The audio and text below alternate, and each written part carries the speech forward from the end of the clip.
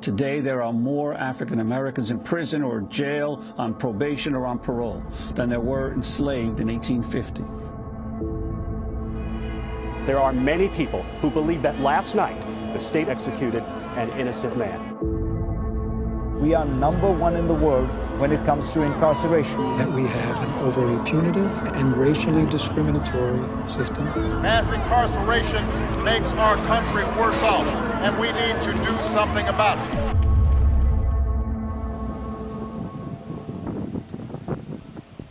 I think in this country we have been held back by our history of racial inequality. You say the word race in America and people get nervous. You say the word racial justice and people start looking for the nearest exit. We've been burdened by this legacy, all of us, and the costs are immeasurable. You're 6 times more likely to go to prison for committing the same offense if you're a black man versus a white man. We have these horrific disparities when it comes to sentencing, from the death penalty to the lowest level drug crimes.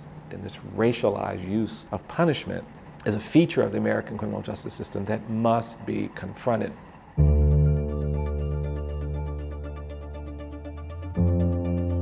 The broader community of clients come to us when they present legal problems that we can take on, that we might be able to help them, but by helping them, also help hundreds, sometimes thousands of other people at the same time. To condemn a child of 13 or 14 or to any juvenile to die in prison is cruel, it's indecent, and cannot be reconciled with our principles and values. We'll represent a 9-year-old who's facing adult prosecution, but we'll do that in a way that's designed to create a minimum age for trying children as adults so that no 9-year-old will ever be in that situation again. What's your son's name?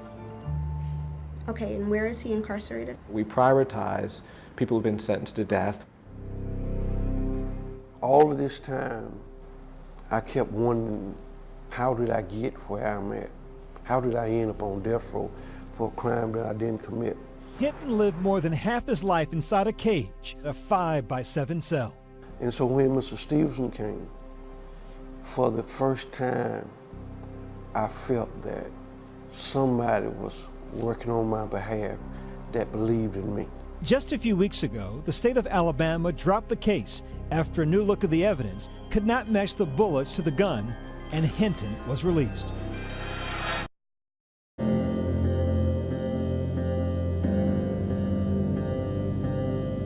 How grateful I am to EJI for sticking by me and giving me my life back. Thank you, Jesus! Thank you, Lord! The question of the death penalty for me has never been, do people deserve to die for the crimes they commit? The question is, do we deserve to kill? I'm really proud of the fact that we've had 115 people on death row get removed from death row after we were able to prove wrongful convictions or unfair sentences. And we've now seen 8 states have repealed the death penalty in the last 8 years. That's largely what we've been doing. We've been standing when people said sit down on behalf of the condemned and the incarcerated and the wrongly accused. We've been speaking with other people who have been saying, be quiet when it comes to our history of racial inequality. But the fruits of that is, I think, a more hopeful society. A society a little bit closer to ending mass incarceration, to ending the death penalty, to ending the abuse of children in our criminal justice system, and maybe to turning the corner on our legacy of racial inequality and oppression.